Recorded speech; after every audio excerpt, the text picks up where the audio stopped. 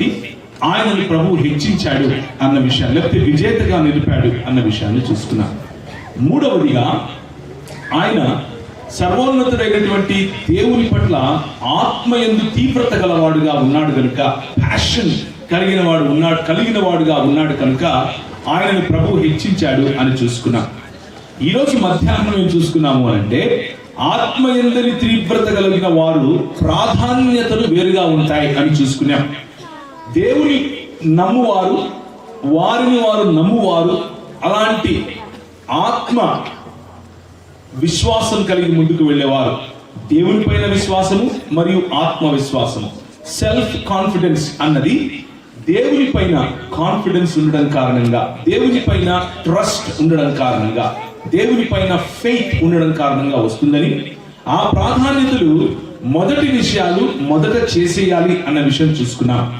దానికి ఆధారంగా మనం ఏం చూసుకున్నామంటే, మత్తయి సువార్త 5వ అధ్యాయము, మత్తయి సువార్త 6వ అధ్యాయము మరియు మత్తయి సువార్త 7వ అధ్యాయంలో నుండి మొదట మనం చేయాల్సిన పనులు ఏవో ప్రభువు ఏదైతే సూచించాడో వాటిని చూసుకున్నాం. మచ్చుకు లేకపోతే ఉదాహరణకు ముందు లేకపోతే మొదట మన కళ్ళలో ఉన్నటువంటి దూలమును తొలగించి ఎదుటి వాడి కంట్లో ఉన్నటువంటి నలుసు గురించి ఆలోచించాలి అన్న విషయాన్ని గుర్తు చేసుకున్నాం. అవునా కాదా? దీన్నే ఆత్మ విమర్శ లేకపోతే ఆత్మావలోకనం అంటారు.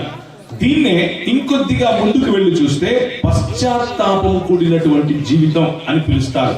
మాటి మాటికి దేవుని వైపుకు తిరిగే అనుభవము, అలవాటు కలిగి ఉన్నటువంటి జీవితం అని పిలుస్తారు. రెండవదిగా ఆత్మావలోకనం లేక ఆత్మ విమర్శ అయిపోయిన తర్వాత రెండవ ప్రధానమైనటువంటి విషయాన్ని మనం ఏం చూసుకున్నాము అనంటే, మనము ప్రధానంగా మన లక్ష్యాన్ని లేకపోతే మనము ప్రధానంగా దేవుని వైపు చూస్తూ ఉన్నప్పుడు దేవుని రాజ్య విస్తరణ గురించి, ముందు ఆయన రాజ్యమును మరియు ఆయన నీతిని వెతకాలి అన్న విషయాన్ని చూసుకున్నాం. మొదట మన కంట్లో ఉన్న దూలము, మొదట ఆయన రాజ్యము మరియు ఆయన నీతిని మనం వెతకాలి అని చూసుకున్నాం. ఇక మిగిలిన విషయాలు మనము ఇంకొక విషయం ఏం చూసుకున్నాము అనంటే, మనము దేవుని రాజ్య వ్యాప్తి స్పృహ తరువాత దానికి నాంది, దానికి పునాది, దానికి మొట్టమొదటి మెట్టుగా మొదట మనము మన సంబంధాలను సరి చేసుకోవాలి అని చూసుకున్నాం. మనం బలిపీఠం దగ్గరికి వచ్చి ఏదైనా ఇవ్వాలి అని అనుకున్నప్పుడు, నువ్వు ఇచ్చేది ఆయనకు మహిమ తెచ్చిపెట్టదు, నువ్వు ఇవ్వనిది ఆయన మహిమను దొంగిలించను లేదు. కానీ నీ సంబంధాలు సరిగ్గా లేకపోతే, నీ కానుకను అక్కడే విడిచిపెట్టి నువ్వు వెళ్ళి నీ సహోదరుని హృదయంలో నీ పట్ల ఎందుకు చేదు ఉందో, నీ పట్ల ఎందుకు ఆయన అలాంటి ఒక రకమైనటువంటి మూడ్ కలిగి ఉన్నాడో, ఆయనతో మంచి సంబంధం కలిగి ఉండటం కోసం ముందు మన సంబంధాన్ని సరి చేసుకోవాలి అన్న విషయాన్ని చూసాం.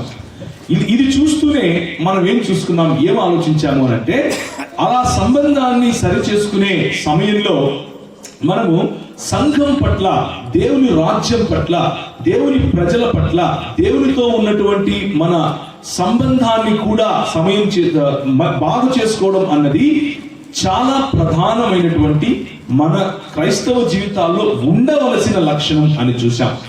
దానికోసమనే సంఘములో మనకున్నటువంటి బాధ్యతలను చేయడంలో, సంఘము అంతా కలిసి దేవుని రాజ్య వ్యాప్తి చేయటానికి కావలసినటువంటి ప్రధానమైనటువంటి విషయాలను మనం ఎలా చేయాలి అన్న విషయాన్ని కూడా మధ్యాహ్నము చాలా స్పష్టంగా, మెల్లిమెల్లిగా, కొద్దిగా దావీదు ఏ విధంగా వాటిని చేశాడు, ఎందుకని ఆయన తలగా ఉన్నాడు తొక్కగా లేడు అన్న విషయాన్ని కూడా నేను మీకు గుర్తు చేశాను. ఎత్తైన కొండపేటు మీద, ఎవడు ఎక్కలేనటువంటి కొండపేటు మీద మన గూడు కట్టుకోవాలి అని మనల్ని ప్రభు పిలుస్తూ ఉన్నప్పుడు, ఇలాంటి గుణలక్షణాలు, ఇలాంటి హావభావాలు, లేకపోతే ఇలాంటి అలవాట్లు, ఇలాంటి మైండ్ లో మనం ఆలోచించే మన ఆలోచనలు, దృక్పథాలు ఉంటేనే దేవుడు మనల్ని సక్సెస్ వైపు, విజయం వైపు, కష్టపడి పనిచేసే చేతులనిచ్చి, మనకు నైపుణ్యాన్ని ఇచ్చి ఆయన మనల్ని వెలిగేలా చేస్తాడు అన్న విషయాన్ని గుర్తు చేశారు. ఇప్పుడు మత్తయి సువార్త 8వ అధ్యాయము 21వ వచనము ఒకసారి చదవండి. శిష్యులలో మరి ఒకడు, ప్రభువా నేను మొదట వెళ్ళి నా తండ్రిని పాతి పెట్టుకున్నట్టుకు నాకు సెలవిమ్మని ఆయనను అడుగగా, యేసు అతనిని చూచి, నన్ను వెంబడించుము, మృతులు తమ మృతులను పాతి పెట్టుకుందురు అని చెప్పెను. చదవమంక. ఆయన దోణి ఎక్కినప్పుడు ఆయన శిష్యులు ఆయన వెంట వెళ్ళిరి. అంతటా సముద్రం మీద చాలు. ఇది మధ్యాహ్నం అడిగినటువంటి ప్రశ్నలలో ఒక ప్రశ్న కూడా. మొదట ఇంతవరకు నేను ఎందుకని ఈ పాట పాడటానికి నేను రిక్వెస్ట్ చేశాను అనంటే, మీకు ఒక చిన్న కథ చెప్పాలి. దావీదు వాడినటువంటి వడిసెల రాళ్ల గురించి మనం మాట్లాడుకుంటున్నాం. మొదటి రాయిగా ఆయన చేసినటువంటి దేవుని పట్ల ఉన్న విశ్వాసముల గురించి మాట్లాడాం. రెండవ రాయిగా ప్రాధాన్యతలు బాగుండాలి అన్న విషయాన్ని చూసుకున్నాం. మూడవ రాయిగా దావీదు ఏ విధంగా దేవుని వెంబడించడం, యేసును వెంబడించడం, దేవుని మహిమ కోసం పోరాడాడు అన్న విషయాన్ని ఆయన పద్ధతిలోనే మనము అర్థం చేసుకునే ప్రయత్నం చేద్దాం. ఇంతవరకు చదివినటువంటి వాక్య భాగం మొదటి సమూయేలు 17వ అధ్యాయంలో మనం చూసుకున్నట్లయితే, పిమ్మట సౌలు తన యుద్ధ వస్త్రములను దావీదునకు ధరింపజేసి రాగి శిరస్త్రాణం ఒకటి అతనికి కట్టి యుద్ధ కవచము తొడిగించెను. ఈ సామాగ్రి దావీదునకు వాడుక లేదు గనుక తాను తొడిగిన వాటిపైన కత్తి పట్టుకొని వెళ్ళగలిగినది లేదని చూచుకొని, తరువాత దావీదు, ఇవి నాకు వాడుక లేదు, వీటితో నేను వెళ్ళలేదని సౌలుతో చెప్పి వాటిని తీసివేసి. ఇక్కడ మనం ఏం గమనిస్తున్నాము అనంటే, లోకంలో యుద్ధోపకరణాలు కొన్ని ఉన్నాయి. లోకంలో ఏ విధంగా విజయాన్ని సాధించాలి అని ఆలోచిస్తే వాళ్ళు ఒక కత్తినిస్తారు, ఒక డాలునిస్తారు, ఒక యుద్ధ కవచాన్ని ఇస్తారు. ఈ లోక సంబంధమైనటువంటి యుద్ధ కవచాలు, ఈ లోక సంబంధమైనటువంటి కత్తులు ఎన్నో వారికి ప్రాధాన్యముగా, వారికి తర్బీదులు ఇచ్చేవాళ్ళు ఇచ్చి నేర్పిస్తారు. అవన్నీ చూసి ఫ్యాన్సీగా బాగుంది, ఇదేదో ఫ్యాన్సీ డ్రెస్ కాంపిటీషన్ లాగా ఉంది అని ఆశపడి, సరే నేను వేసుకుని వెళ్ళిపోతాను అని వేసుకుని వెళ్ళలేదు దావీదు. ఏం చేశాడు అని అంటే, నాకు ఇవి అలవాటు లేవు, ఇది నా దారి కాదు, ఇక్కడ నాకు స్ట్రెంగ్త్ లేదు, ఈ విషయాల్లో నేను బలహీనుని, ఈ విషయంలో నేను ఇంకా ఎదగలేదు, ఈ విషయంలో నాకు తర్బీదు లేదు అని ఒప్పుకున్నాడు. లేని పోకడలకు, రాని పోకడలకు వెళ్ళలేదు, రాని సొంత ఫ్యాషన్ల వైపుకు పరిగెట్టలేదు. ఆయన ఏమన్నాడు అంటే, ఇదంతా వేసుకుని మీరు విజయాన్ని సాధించాలని చూస్తున్నారు, నాకు అలవాటు లేదు కాబట్టి నాకు తెలిసిన పద్ధతినే నేను పాటిస్తాను. నాకు తెలిసిన పద్ధతి ఏమిటి అని అంటే, జీవము గల యెహోవా దేవుని నామమున వెళ్ళటం, జీవము గల యెహోవా దేవుని మహిమ కోసం పోరాడటం, ఇది నాకు తెలుసు. నా చేతిలో రాయి చాలు, ఆయన నా పక్షంగా ఉంటే నేను జయిస్తాను అంటూ ఆయన ఎన్నుకున్నటువంటి మార్గం ఏమిటి అని అంటే, దేవుడు తనను ఏ చిన్న పనిలో అయితే నిపుణునిగా చేశాడో, దేవుడు తనను ఏ చిన్న పనిలో అయితే నిష్ణాతుడిగా చేశాడో, ఏంటది? వడిసెల తీసుకుని రాయి తిప్పి కొట్టడం. అది నాకు బాగా తెలుసు, నాకు తెలిసిన ఆ చిన్న పని చాలు, ఈ గొప్ప కొండను నేను కింద పడేస్తాను అన్నటువంటి ధైర్యంతో తన చేత ఉన్నటువంటి ఆ చిన్న రాయిని, నిన్న మనం చూసుకున్నట్లుగా 5 రొట్టెలు 2 చేపలు ఇచ్చినటువంటి చిన్న బాలుడు ఏ విధంగా అయితే చేశాడో, ఆ విధంగా విశ్వాసముతో ఒక్క రాయితోనే ఈ గొలియాతును దావీదు పడగొట్టగలిగాడు. దానికి కారణం ఏమిటి అని అంటే, ఆ రాయిలో ఉన్న శక్తి కాదు, దానికి కారణం ఏమిటి అని అంటే వడిసెలకు ఉన్న శక్తి కాదు. ఎందుకు అనంటే, రాయి కంటే పదునైనటువంటి కత్తి లేకపోతే డాలు, బల్లెము ఎవరి దగ్గర ఉంది? గాతు వాడైనటువంటి గొలియాతు దగ్గర ఉంది. చేతిలో ఉన్న వడిసెల కంటే ఎక్కువ బలంగా నిన్ను కొట్టడానికి అతని దగ్గర కత్తులున్నాయి. అతని దగ్గర నువ్వు రాయి వేసి కొడితే కాపాడుకోవడానికి డాలు ఉంది అడ్డం పెట్టడానికి. కానీ అతని దగ్గర లేనిది దావీదు దగ్గర ఉన్నది ఏమిటి అని అంటే, అతనికి ఉన్న నిపుణత కంటే దావీదుకున్న నిపుణత ఎక్కువ మెరుగుగా ఉంది. ఎందుకు అనంటే, దావీదు నిపుణతను, ఆ చిన్న ట్రిక్ ని, ఆ చిన్న అతనికి వచ్చినటువంటి అభ్యాసాన్ని దేవుని మహిమ కోసం వాడాలి అని ఆశించాడు. ఆ దేవుని మహిమ కోసం వాడాలి అన్నటువంటి, దేవుని అనుసరించువాడుగా నేను ఉండాలి, దేవుని మహిమ కోసమే నేను పోరాడాలి, నేను పోరాడి గెలిస్తే వచ్చే బహుమతి ఒకవైపు, కానీ నేను పోరాడి గెలిస్తే వచ్చే దేవునికి మహిమ ఏదైతే ఉందో అది ప్రాధాన్యం అని ఆలోచించాడు. చూసారా, అది ఆయనకు విజయాన్ని తెచ్చిపెట్టింది. నేను మీకు ఒక కథ చెప్తాను, ఎందుకు ఈ పాట పాడించానో కూడా చెప్తాను. నాకు ఒక మిత్రుడున్నాడు. ఆయన పేరు ర్యాండీ ఫ్రేజన్. ర్యాండీ ఫ్రేజన్ గారు అమెరికాలో ఉంటారు. ఆయనను నేను ఒక 2 సంవత్సరాల క్రితం సంవత్సరంన్నర క్రితం ఇక్కడికి వచ్చినప్పుడు కలిశాను. మంచి మిత్రుడు నాకు.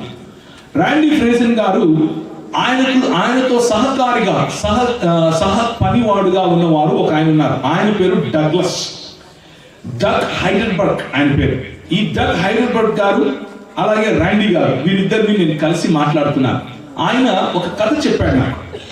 ఆ కథ నేను మీకు వినిపించే ప్రయత్నం చేస్తాను. సరిగ్గా ఇప్పటికి ఒక 500 సంవత్సరాల క్రితం ఆయన ఇలాగే చెప్పలేదు. ఆయన చెప్పిన దాన్ని మీకు అర్థమయ్యే విధంగా చెప్పేందుకు ప్రయత్నం చేస్తున్నాను.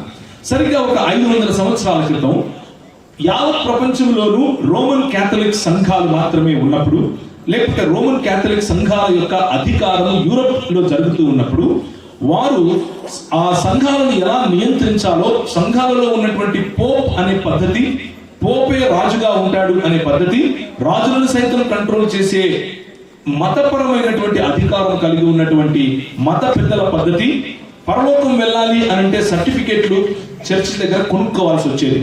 అలాంటి పరిస్థితి ఉన్న సమయంలో దేవుని వాక్యానికి విరుద్ధంగా ఉన్నటువంటి 95 దేవుని వాక్య విరుద్ధంగా ఉన్నటువంటి సిద్ధాంతాలను ఈ క్రైస్తవ సంఘాన్ని పునరుద్ధరీకరించడానికి, లేకపోతే క్రైస్తవ సంఘోద్ధరణ చేయడానికి కొందరు బయటికి వచ్చారు. వాళ్ళల్లో ఒక ఆయన పేరు మార్టిన్ లూథర్ గారు. ఆ మార్టిన్ లూథర్ గారు సరిగ్గా ఇప్పటికి 550 సంవత్సరాల క్రితము, లేకపోతే 500 చిల్లర సంవత్సరాల క్రితము చేసినటువంటి ఉద్యమం కారణంగా ఈరోజు క్యాథలిక్ సంఘాల నుంచి కొన్ని వందల, లేకపోతే కొన్ని లక్షల మంది, ఇంకా చెప్పాలి అంటే కొన్ని కోట్ల మంది దేవుని నిజమైనటువంటి ఆరాధనలోనికి నడిపించబడటం మనం చూస్తాం. ఆయనకు తోడుగానే మరి జాన్ క్యాల్విన్ గారు ఇలాంటి వారు కొందరు బయలుదేరిన తర్వాత ఆ రిఫర్మేషన్ అనే దాంట్లో జ్వింగిల్ అనేటటువంటి ఒక వ్యక్తి, జ్వింగిల్ గుర్తుపెట్టుకున్న పేర్లు పెద్ద ఇంపార్టెంట్ కాదు, కానీ ఈ కథ ఇంపార్టెంట్. జ్వింగిల్ అనే ఆయన యువతను చాలా మందిని ఆకర్షించాడు. ఫెలిక్స్ మ్యాన్స్ అనే ఆయన కూడా యువతను చాలా మందిని ఆకర్షించాడు. చాలా మందిని ఆకర్షిస్తూ వాళ్ళు కష్టపడి పనిచేస్తూ ఈ దేవుని యొక్క ఉజ్జీవాన్ని సంఘంలో నింపడానికి పనిచేశారు. దేవుని యొక్క ఉజ్జీవాన్ని సంఘంలోనికి వచ్చినప్పుడు సంఘము వీరిని వెలివేసింది. క్యాథలిక్ సంఘము వీరిని సంఘాలలోనికి రాకుండా తోలిపారేసినప్పుడు వీళ్ళు చిన్న చిన్న ఇళ్లలో కలవటం మొదలు పెట్టారు. చిన్న చిన్న ఇళ్లలో కలుస్తూ మాట్లాడుకుంటున్నారు. వీళ్ళు ఏమన్నారు అనంటే, మేము చిన్న పిల్లలకు బాప్తిస్మం ఇవ్వము ఇక. ఎందుకు అనంటే యేసు క్రీస్తుని వెంబడించాలి, యేసు క్రీస్తు యొక్క నిజమైనటువంటి రక్షణను పొందినటువంటి పెద్దలకు మాత్రమే, దేనికి పెళ్లిళ్ళు చేసుకోవడానికి కాదు బాప్తిసం. నేను యేసు క్రీస్తుని నమ్మాను, నా హృదయంలో ఆయన సొంత రక్షకుడిగా అంగీకరించాను అన్నప్పుడు మాత్రమే నేను బాప్తిసం ఇస్తాము, అప్పుడు మాత్రమే వారిని క్రైస్తవులుగా పరిగణిస్తాము అన్నటువంటి నిర్ణయం చేసినప్పుడు వీళ్ళను యానాబాప్టిస్టులు అన్నారు. యానాబాప్టిస్టులు అంటే తిరిగి బాప్తిసం తీసుకునేవారు అని అర్థం. అంటే చెల్లనటువంటి, రక్షణ లేని, మనసులో విశ్వాసము కలగనటువంటి వారు కూడా బాప్తిసం తీసుకుని క్రైస్తవులుగా చలామణి అయ్యే నామకార్థపు క్రైస్తవ జీవితం నుంచి మాకు విముక్తి కావాలి అని ఇంత పెద్ద యావత్ ప్రపంచంలో ఉన్నటువంటి క్యాథలిక్ సంఘాలకు వ్యతిరేకంగా వీరు పోరాడి, జ్వింగిల్ గారు మొదలైన వారు పోరాడి బయటకు వచ్చి యానాబాప్టిస్టులుగా పిలువబడ్డారు. వారిలో నుంచే ఒక ఆయన కష్టపడి పనిచేసేటటువంటి ఒక మెలోనీ అనేటటువంటి ఒక పాస్టర్ గారు ఉండేవారు. ఆ మెలోనీ గారు కష్టపడి పనిచేసేవారు. మెలోనీ గారు తనకున్నటువంటి తలాంతులను చాలా చక్కగా ఆయన వినియోగించేవారు. అక్కడ యానాబాప్టిస్టులను చంపటానికి, వారిని కాల్చి పడేయడానికి రోడ్లో దొరికినట్లు కిరసనాయిల్ పోసో ఆయిల్ పోసో కాల్చి పడేసేవారు. దొరికినట్లుగా తలలు నరికేవారు. అలాంటి సమయాల్లో కూడా భయపడకుండా జ్యూరిక్ ప్రాంతాల నుంచి, యూలిక్ ప్రాంతాల నుంచి స్విట్జర్లాండ్ వైపు పారిపోయి, స్విట్జర్లాండ్ నుంచి పోలాండ్ వైపుకు పారిపోయి అలా మెల్లిగా రష్యా ప్రాంతానికి వచ్చి ఈ మెలోనీ గారి యొక్క సంఘము మెల్లిమెల్లిగా ఈ క్రైస్తవుల్లోనే ఉన్నటువంటి ఉగ్రవాదానికి వ్యతిరేకంగా ధైర్యంగా నిలబడి, మేము దేవుని వాక్యానికి తప్ప ఇంకా దేనికి ప్రాధాన్యతను ఇవ్వం, దేవుని వాక్యం మాత్రమే ఫైనల్ అథారిటీ. ఇక ఏ వ్యక్తి కూడా నాకు ఫైనల్ అథారిటీ కాదు, మేము మాత్రం బైబిల్ తప్ప ఇంకెవరిని ఒప్పుకునేదే లేదు అంటూ 1531లో మెన్నో అనేటటువంటి ఈ పాస్టర్ గారు నిలబడ్డారు. ఆ పాస్టర్ గారి యొక్క జీవనము అర్పించడం కారణంగా ఆ పాస్టర్ గారు ఇలాంటి కొన్ని వేల మందిని ఈ రోజు నిలబెట్టగలిగారు. వారినే మెనోనైట్ బ్రదరన్లు అని పిలుస్తారు. అర్థమైందా మీరెవరో?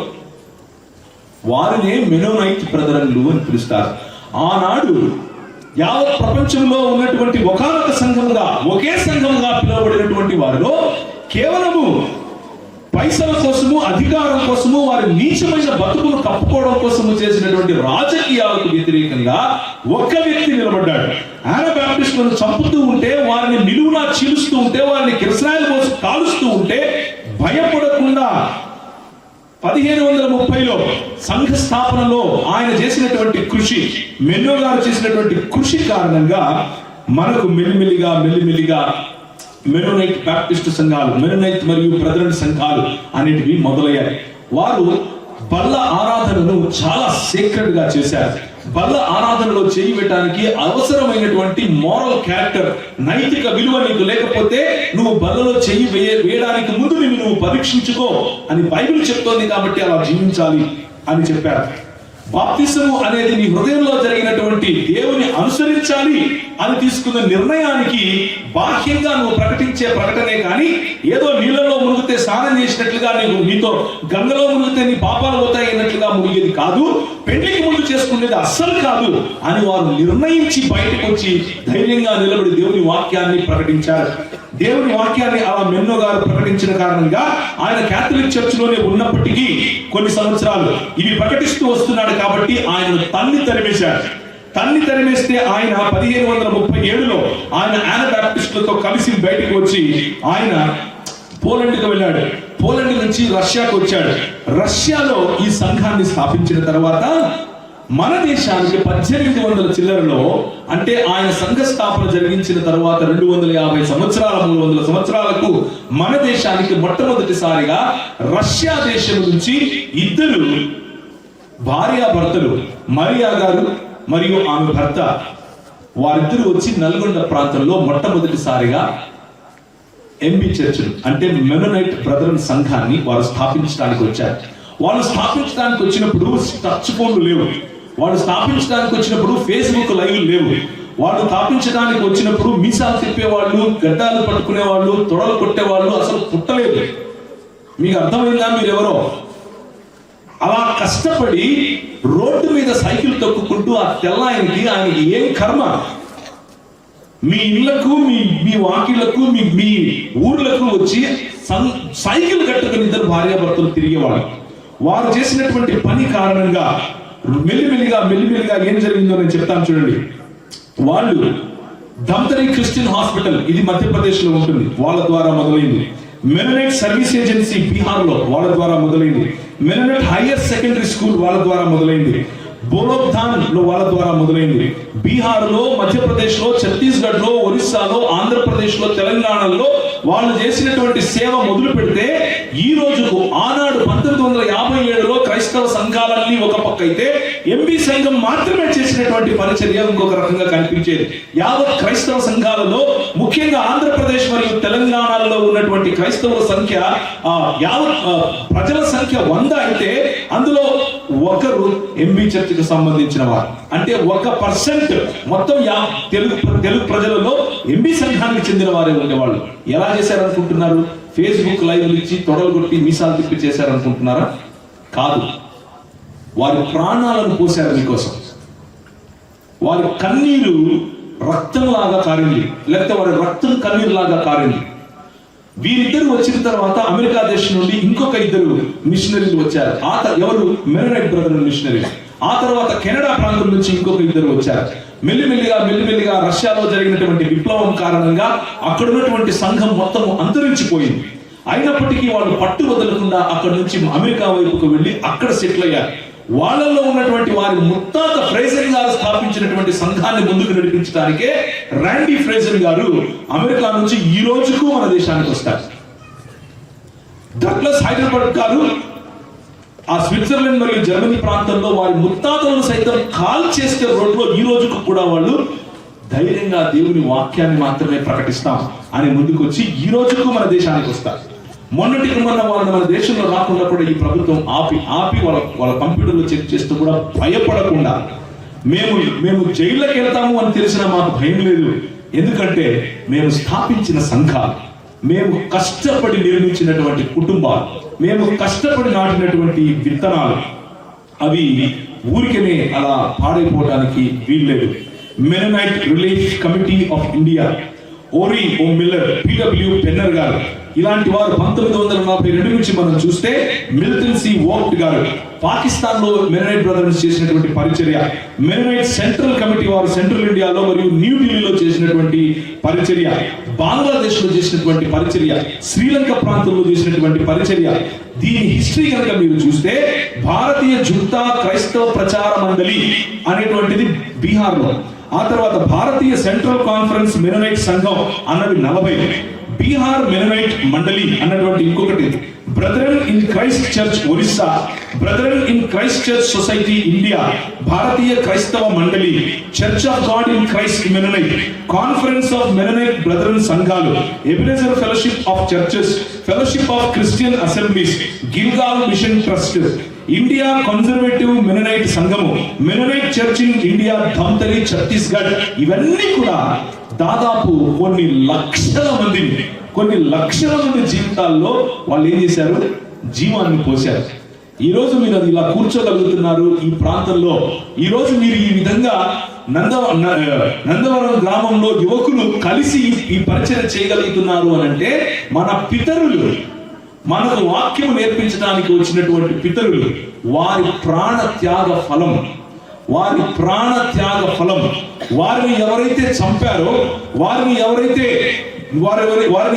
దూషించారో, వారిని ఎవరైతే మా అధికార దాహానికి నువ్వు లొంగటం లేదు అని అన్నారో, అలాంటి వారిని సైతము పట్టించుకోకుండా, అలాంటి వారిని సైతము లెక్క చేయకుండా మిమ్మల్ని ప్రేమించడం కారణంగా, మీ పైన ఉన్నటువంటి ప్రేమ కారణంగా వారు ఈ దేశానికి వచ్చారు.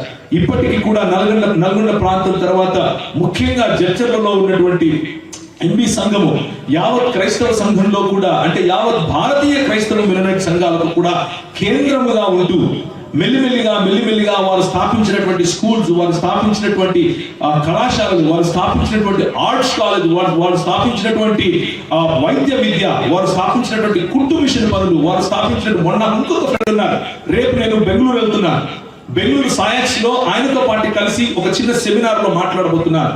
ఆయన పేరు వద్దు ఇప్పుడు, ఎందుకంటే ఆయన భారతదేశంలో రాకుండా ఆయన ఆపేశారు కాబట్టి ఆయన ఆయన తన ప్రాణాన్ని సైతము ఆయన మరియు ఆయన భార్య అడ్డు పెట్టి మరి ఈ మహబూబ్ నగర్ ప్రాంతంలో ఉండి ముస్లింల మధ్య పనిచేశారు.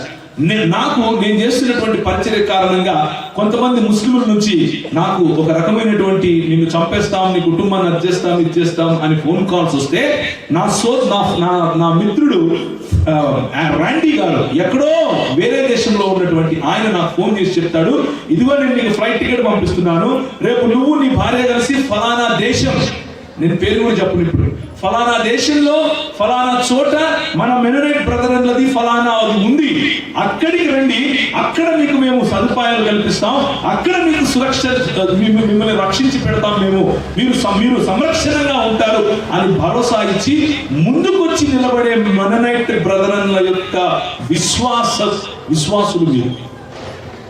అది గుర్తుంచుకోండి. మనం ఎవరై ఉన్నామో తెలుసుకోకుండా, మన చరిత్ర ఏంటో తెలుసుకోకుండా, మన పితరులు ఏం నేర్పించారో తెలుసుకోకుండా మనము కళ్ళు మూసుకుని ఎవడు పడితే వాడు ఏది చెప్తే అది చెబితే వాడిని వెంబడిస్తూ గనక మన సంఘాన్ని మనము వదిలేస్తే, మన సంఘాన్ని నిర్వీర్యం కాలుస్తే, చెప్తున్నాను సోదరులారా, పుట్టగతులు లేకుండా పోతాయి. పుట్టగతులు ఉండవు. ఒకసారి హెబ్రీయులకు రాసిన పత్రిక తీయండి. హెబ్రీయులకు రాసిన పత్రిక 13వ అధ్యాయం. దావీదు ఎందుకు తలగా మారాడు అనంటే,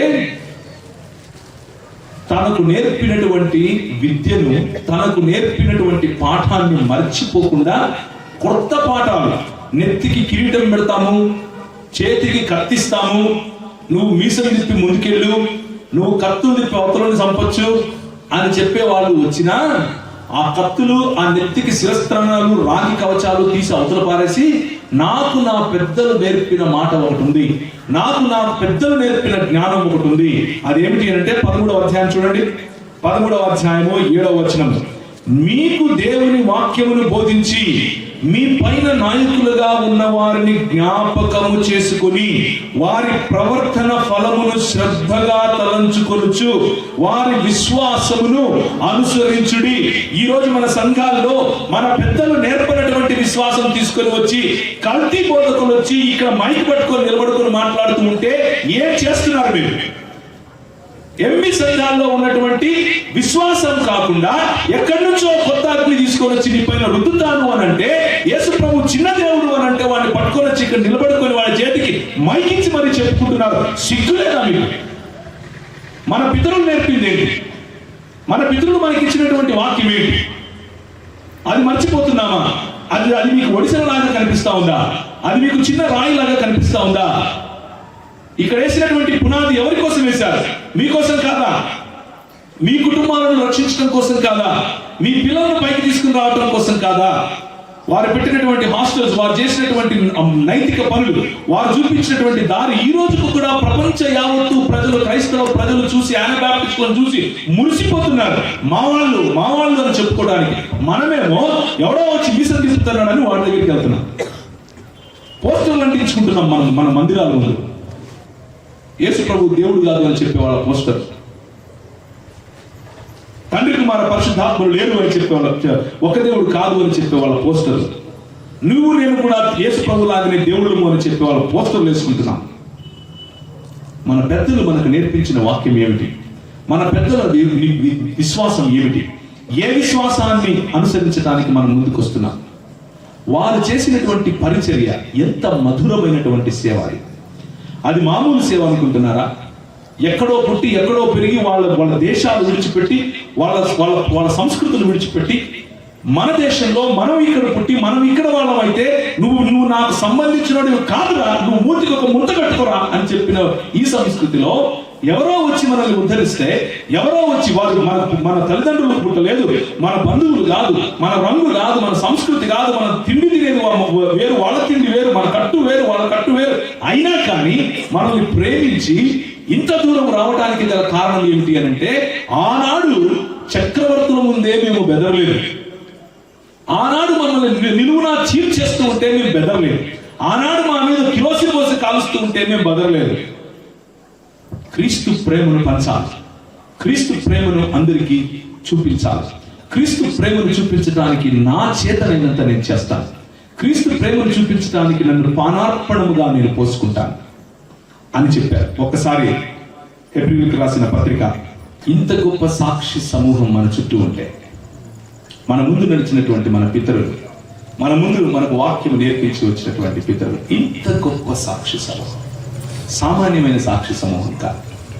అలాంటి సాక్షి సమూహము మనకు తోడుగా ఉండి మనల్ని ముందుకు పెట్టి మనల్ని నడిపిస్తూ ఉంటే, ఈరోజు మనం దేని గురించి మాట్లాడుకుంటున్నాం?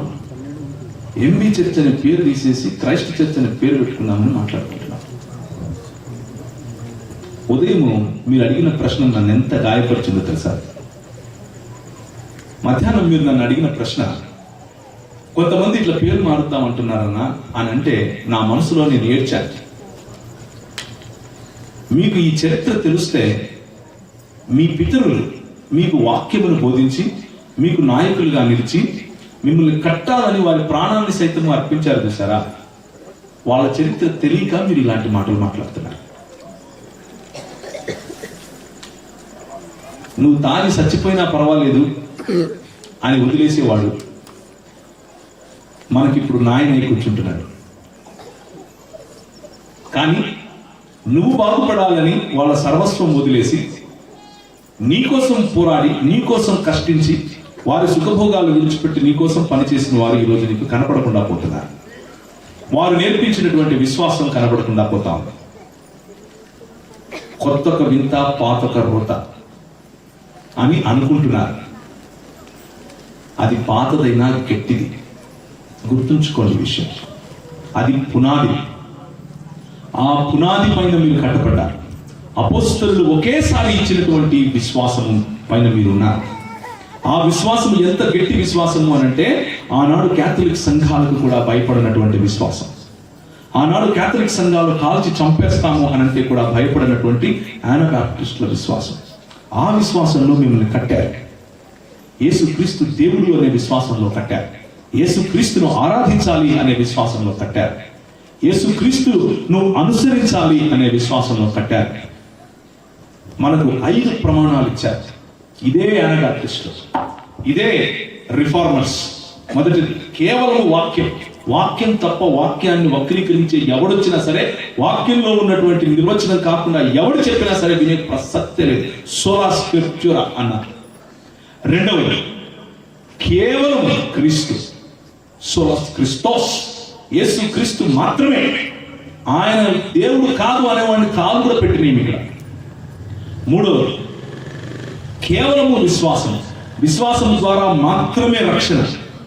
కానీ ఇప్పుడు ఎవరి పోస్టర్లు అయితే తగిలించుకుని మీరు చూస్తున్నారో వాళ్ళు అంటారు, మా సంఘంలోకి నువ్వు రాకపోతే ఎత్తబడవంటారు, మా సంఘంలోకి నువ్వు చేరకపోతే నువ్వు పరలోక రాజ్యంలోకి పోలేవు అని అంటారు. దేవుని వాక్యమే చెప్తోంది కేవలము విశ్వాసం. నాలుగవది కేవలము దేవుని కృప, సోలా గ్రాసియా, సోలా ఫిదేయా, సోలా గ్రాసియా. దేవుడిచ్చే ఉచితమైనటువంటి కృప. వీళ్ళేం చెప్తున్నారు, నీకు కృప అవసరం లేదు, ఏం అవసరం లేదు, నువ్వు నీతిగా బతుకుతే చాలు పరలోకం వెళ్ళిపోతావు, కావాలంటే చంద్రమండలం వెళ్ళిపో అంటున్నారు. కావాలంటే చంద్రమండలం వెళ్ళిపో, నీకు పాపం తగలదు అంటున్నారు. అలాంటి బోధన తీసుకొని వచ్చి పోస్టర్లు అంటించుకొని ఎక్కించి మైకులు ఇస్తారా మీరు? మన సంఘం ఏంటి, మన చరిత్ర ఏంటి? ఈరోజు యూదులు యావత్ ప్రపంచంలో, మనము క్రైస్తవులముగా దేశంలో 2% ఉన్నాం. కానీ యూదులు మొత్తం భూగోళంలో 0.02% ఉన్నారు, 0.02%. కానీ మొత్తం ప్రపంచాన్ని గడగడలాడిస్తారు. మొత్తం ప్రపంచంలో ఈ రోజు ఏదైనా నూతన ఆవిష్కరణ జరిగింది అని అంటే యూదుల నుంచే వస్తుంది. ఆ కెమెరా కానీ, ఈ మైక్ కానీ, నువ్వు వాడే ఫోన్ కానీ, నువ్వు చూస్తున్న పుస్తకం కానీ, నువ్వు వేసుకునే చెప్పులు కానీ, నువ్వు పొలానికి వెళ్తే వాడే టెక్నాలజీ కానీ, డ్రిప్ ఇరిగేషన్ కానివ్వండి. సైంటిస్టులు 100 మంది ఉంటే అందులో 68 నుంచి 70 మంది యూదులే ఉంటారు.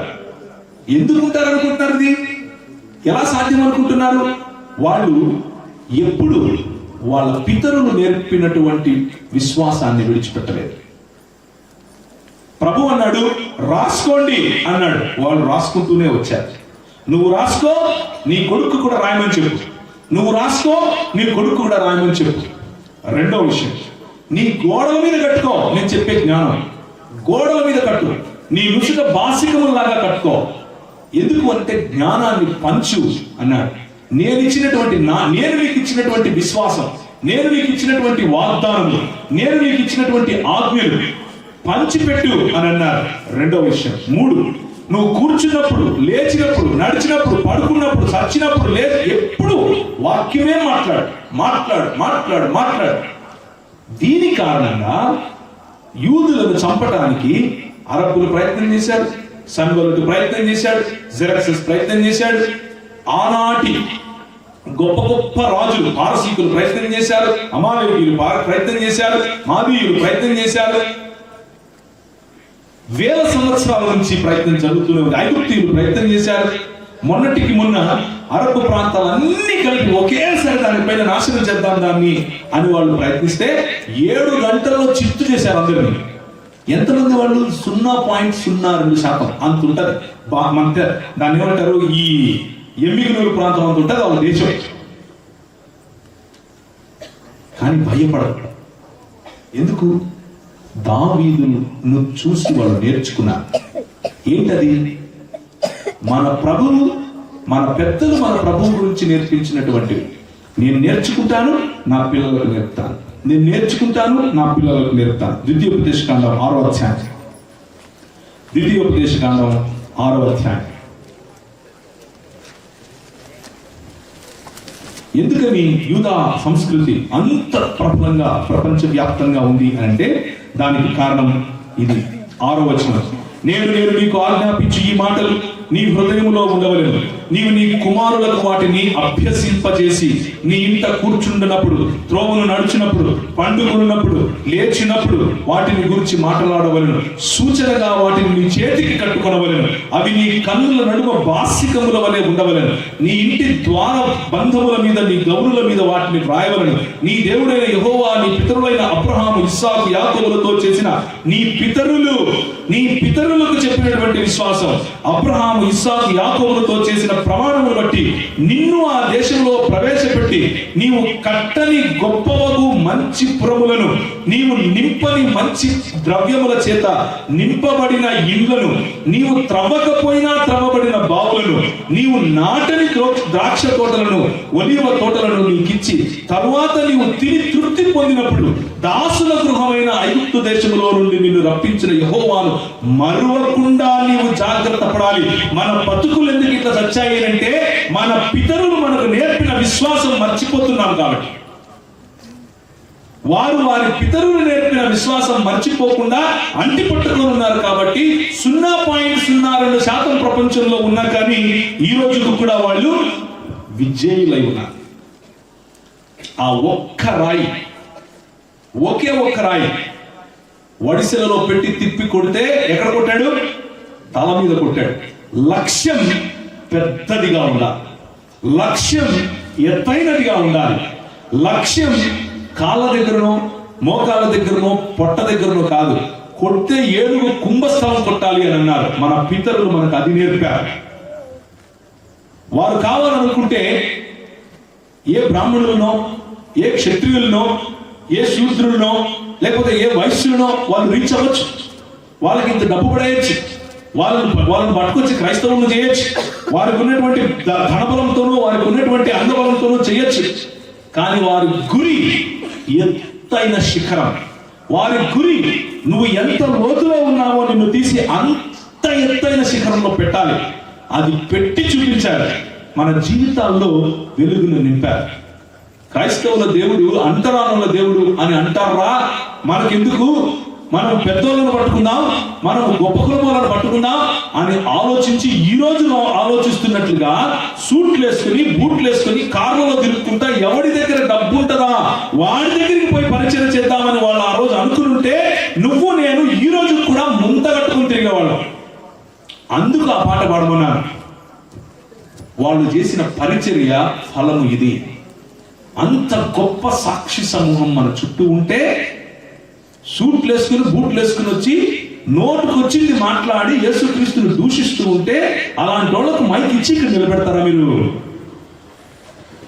అలాంటి వాళ్ళకు మైక్ ఇచ్చి ఇక్కడ నిలబడితే చోద్యం చూస్తూ ఉంటారా సంఘ పెద్దలు?